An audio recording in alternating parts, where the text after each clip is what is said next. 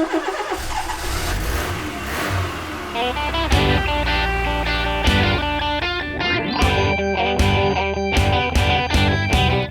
back, everyone, to another episode of our new Boyertown Museum web series, Motor Mouth.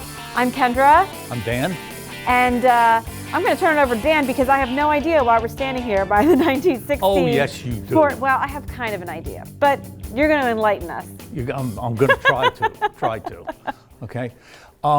Last time we met, we were talking about the middle B. Yes. And I made a reference to the Southern tread or the Dixie tread of the car. And I think I promised our faithful viewers that we would talk about it sometime. And we always make good right now. On our promises, right? This is sometime. This is sometime, it's right now. Okay. All right. And I found out there's not a huge amount of information there, which is to me a challenge. Yeah. And a lot of people don't know about that, which again is a challenge to present it. And so that's what I'm doing right now. But maybe somebody out there will know something and can enlighten us further. Right, because this will all be on our YouTube thing, and they can contact us whenever they want to, and just be nice, don't yell at me. But anyway, the reason I'm starting with this card is Model T, because it kind of, there's a lot of focus on Model Ts from back in that era, because there were so many of these all over the place that people would say, if I can do this with the Model T, it'll be accepted by everybody, or similar to that, okay? It's a big market. So anyway, the Southern tread or the Dixie tread or Southern Roads configuration is what I'm going to be talking about. And it talks about the tread, which is from the center line of the tire to the center line of that tire, okay? That's the tread. And it's interesting because when I started doing this, I came across in a magazine, the Automobile magazine, from October 21st, 1909. So we're talking 112 years ago. The same as our middle B. Yes. When this all started. Oh, yes. Yeah. Yes. And a guy named J.H. Tyler of Buffalo, New York, had a question. They had a question and answer part in this magazine.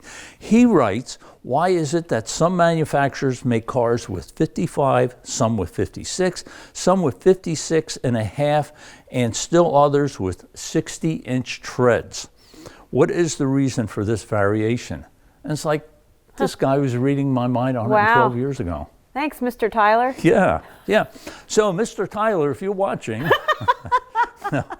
No, they gave a long explanation, which I didn't write down or anything, but I'm going to give you my explanation. In that time, that era, 1909, the roads in the South were of a different size, and it's the ruts that were in the road. And people think, well, ruts, we don't have ruts in the roads now. But back then you had a lot of dirt roads, of course, and they had a lot of wagons. The wagons in the South had 60-inch tread. In the North, they had 56 and a half. Oh. And you want to drive in the rut because it's... Yeah, because if you were driving, like in this car, this, by the way, is 56 and a half, sort of. I measured it about 12 times. And if you can see the tires, they're not straight up and down. So you probably have to go from the center of the hub to the center of the hub. Yeah. And I'm thinking, okay, take my word for it. Yes. 56 and a half inches. Okay. All our visitors are going to have tape measures now. They will. They will. Yeah. And I got a tape measure in my jacket right now. But anyway, so if you measure across 56 and a half inches, so if you're in a dirt road or rutty road from up here, you're going to have a rut here and a rut there. But if you're in the south, you're going to have a rut here and then one about where your hand about is. Here. Yeah. So that's not a good ride. No. So you're kind of there, and maybe you had to make a turn or something. It'd be a pain, and you end up breaking your wheel, which is a real pain. Okay. So they came up with these different treads, and there's a whole explanation about the 56 and a half inch tread up here in the North. I didn't really find a good one for the South. The northern one we'll get to later in a few minutes. But the South, they say, well, the Wagons had 60 inches. Well, why do they have 60 inches? What's the difference between a Yeah. north? And they said, well, the wagons hauling the cotton had to be wider because they had a wider load. Well, I don't know, cotton, I don't know. How heavy is cotton? I mean, I don't know. Maybe a bale of cotton is heavier than I envision. guess. Okay. So, anyway, so that's it. So the horse and mule drawn wagons hauling cotton over unpaved southern roads. That was kind of the explanation for the 60-inch tread. So I'm going to read something here. This is from the same magazine, The Automobile, but this is like a couple weeks later. It says, many of the manufacturers have given special attention to southern peculiarities in respect to the wheel tread. The wagons and carriages which use southern roads almost invariably track 60 or 61 inches, and consequently the ruts are spread too far apart to suit a car with standard tread. Makes sense, right? Okay. Yeah.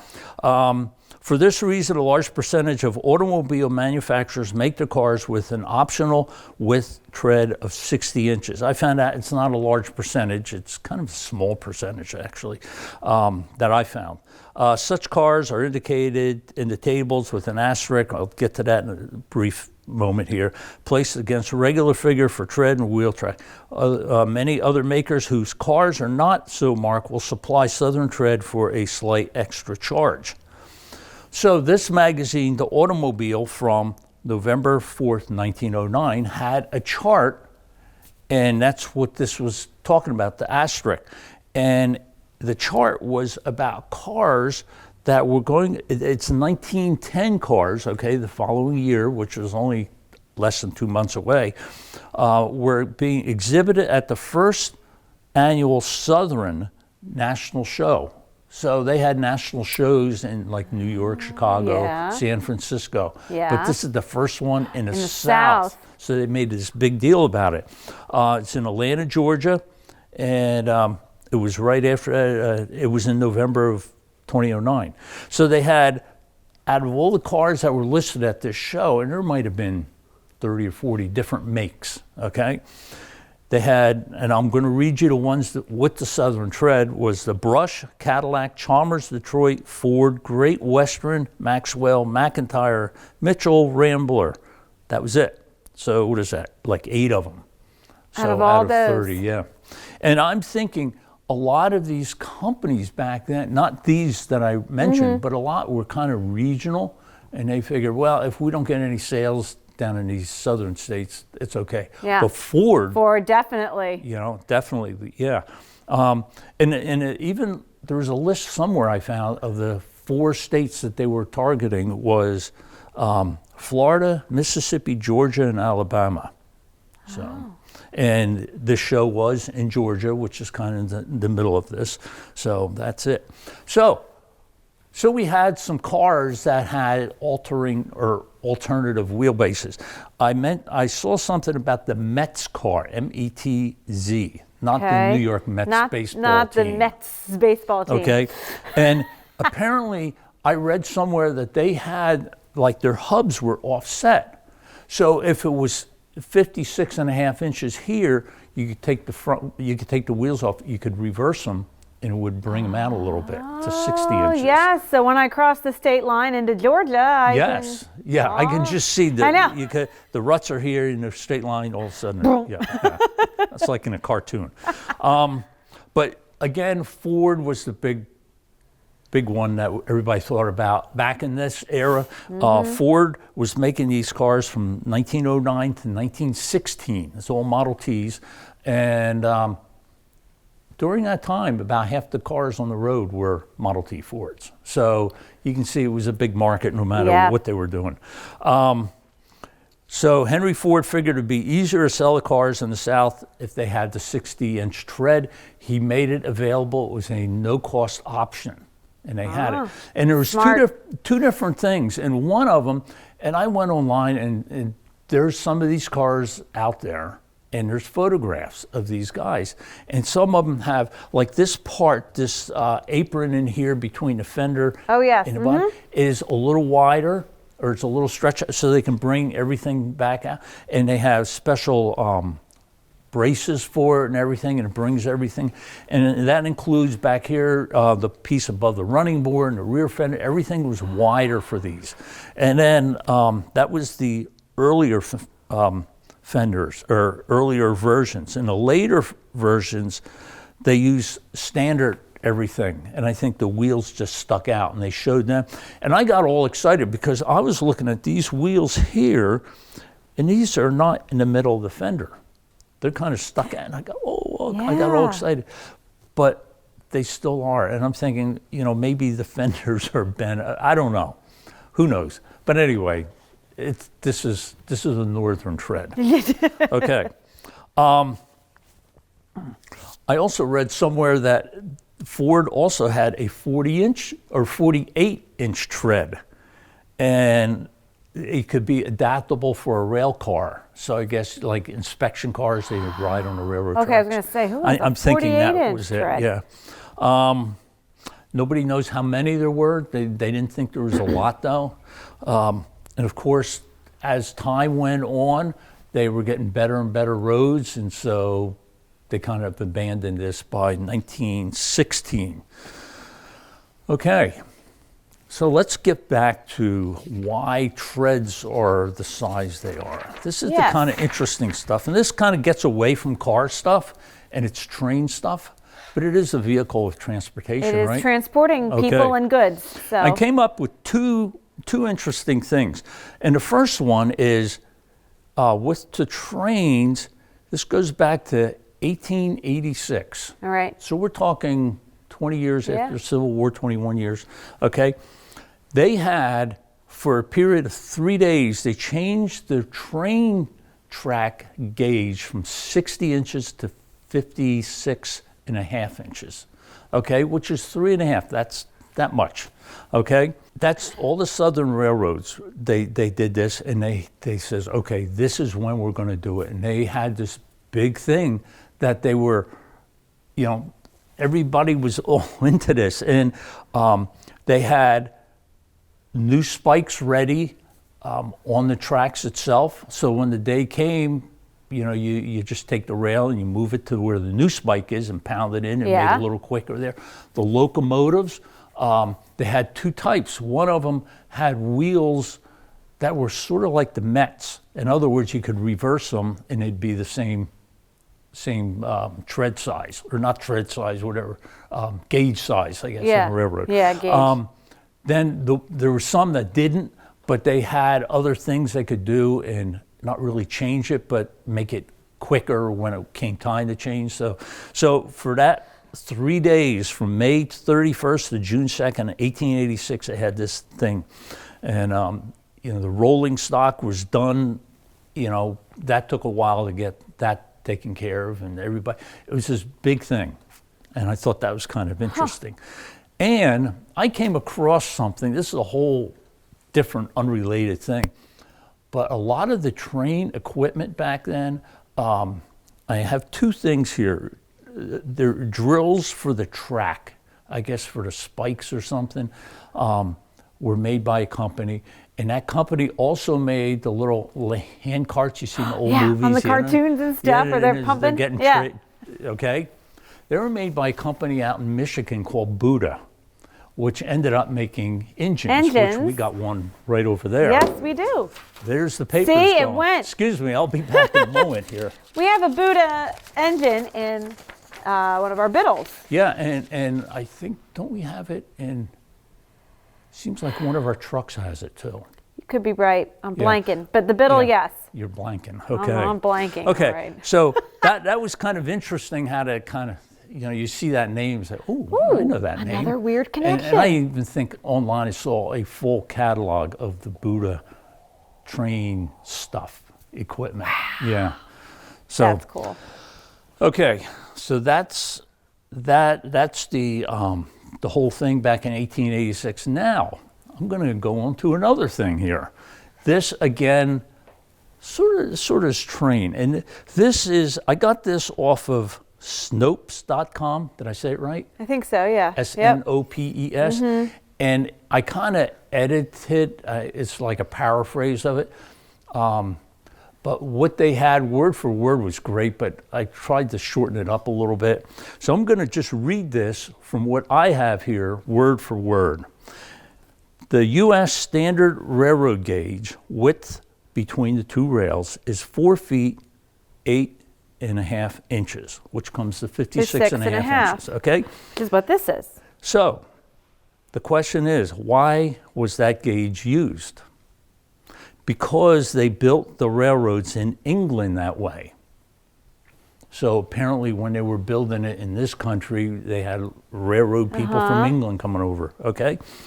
Why did the English build them like that, okay? Answer is because the people who built the first rail lines also built the tramways, which was pre-railroad, using the same gauge. Why did they use that gauge? Because the people who built the tramways used the same jigs and tools for building wagons, which use that wheel spacing, which was 56.5 inches. Next question.